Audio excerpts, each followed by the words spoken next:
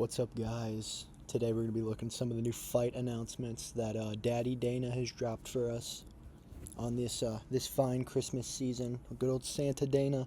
First one we're looking at, Dan Hooker versus Benoit Saint Denis. Wow.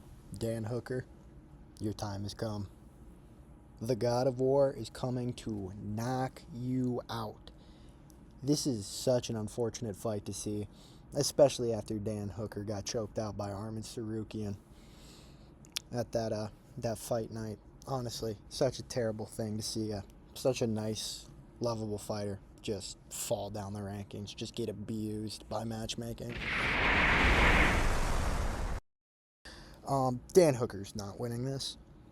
This isn't a prediction, but, poor Dan Hooker. He's just getting abused. He's 35. He already had CTE from the Dustin Poirier fight, and now he's got to deal with even more CTE from Benoit Saint Denis. So that's just unfortunate, but, this will be a pretty good fight. Benoit Saint Denis will probably jump into the top 5 with a win in this fight. So, Benoit Saint Denis title run 2026, it's coming up, guys. Trust me. Okay? But this is not some of the most entertaining fights that we've got booked. But next up, we got Rafael Fiziev versus Mauricio Hoofy. Don't know, don't care. Listen, never have I ever seen so much potential in one fight, because that's all I hear about these two, okay? Rafael Fiziev is quoted as being this insane kickboxer, power puncher. Everyone was worried when he was going to fight Oliveira that he was going to sleep him when that fight was still booked. Rafael Dos Anjos in 2022?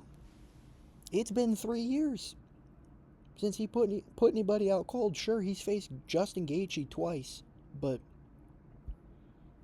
I'm not seeing it.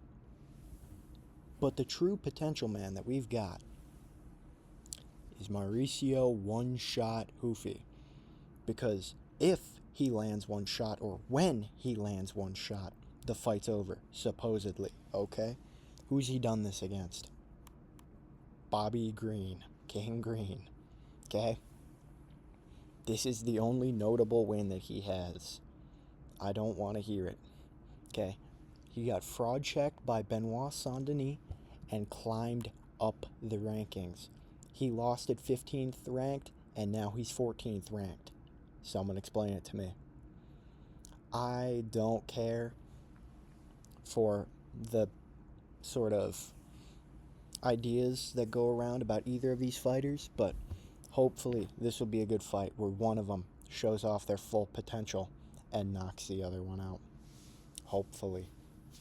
Otherwise, I will be making an agenda piece on both of these fighters, okay? You will see me in the comments of both of these guys' Instagrams talking about If Man, okay? Trust. But this should be a fun fight when it happens. If, these two want to use their knockout power that they're both supposedly hiding somewhere. But, we'll see. Should be a good fight. I'm excited to see it. All right, next up, we got Tai Tuivasa versus Talishan Teixeira. Listen, guys, anyone else see it? Anyone else see what I'm seeing right now? 6'7". I didn't do that. Ignore that. Both of these guys coming off losses. Tai Tuivasa coming off a whole handful of losses.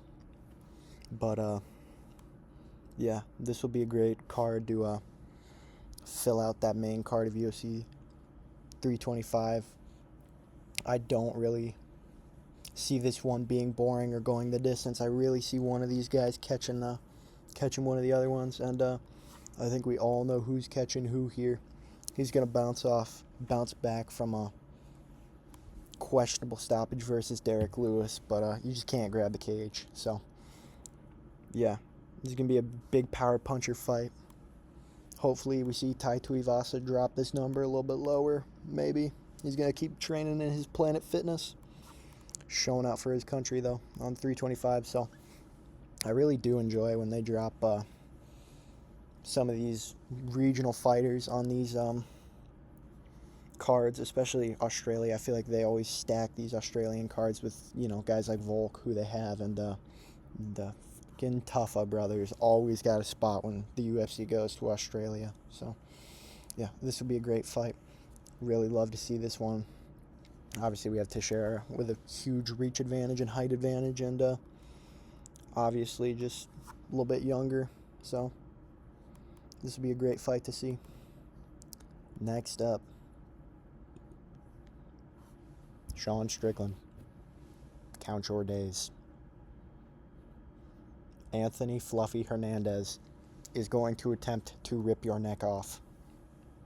Attempt to take your head clean off of your shoulders. Obviously, we see Sean Strickland coming off a loss to Dricus du Plessis, and Anthony Hernandez coming off a win against Roman Dolidze. So, I say these guys are, obviously they're 4 and 5 in the rankings, but I feel like this is a very even matchup momentum-wise. We sort of see Strickland coming down and Hernandez sort of boosting up. So, I think this will be an excellent fight.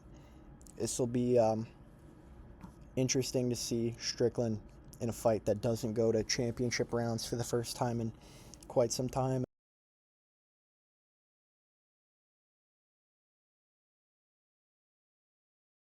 And, yeah, we'll see if he actually unloads the tank in round 3.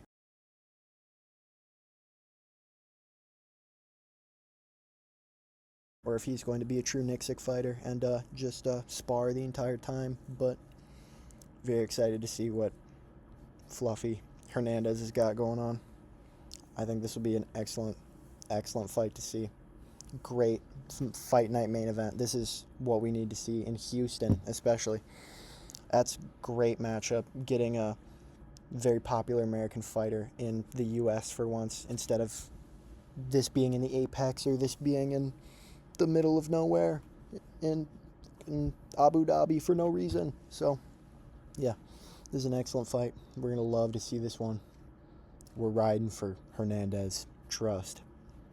Finally, the big one that came out before 323, but I didn't get a chance to cover it. The fight that will be causing the most amount of tears by any UFC fight ever. Blessed versus Stu Bronx. I'm not ready to watch either of these guys lose. This is going to be such an amazing fight for the BMF title. The WWE belt. Not a huge fan of the BMF, but I think it really does mean something with either of these guys holding it. So,